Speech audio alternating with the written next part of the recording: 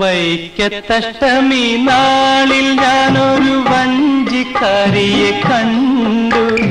വാഗപ്പൂമരച്ചോട്ടിൽ നിന്നപ്പോൾ വളകിലുക്കം കേട്ടു. വൈക്കത്തഷ്ടമി നാളിൽ ഞാനൊരു വഞ്ചിക്കാരിയെ കണ്ടു. വാഗപ്പൂമരച്ചോട്ടിൽ നിന്നപ്പോൾ വളകിലുക്കം കേട്ടു.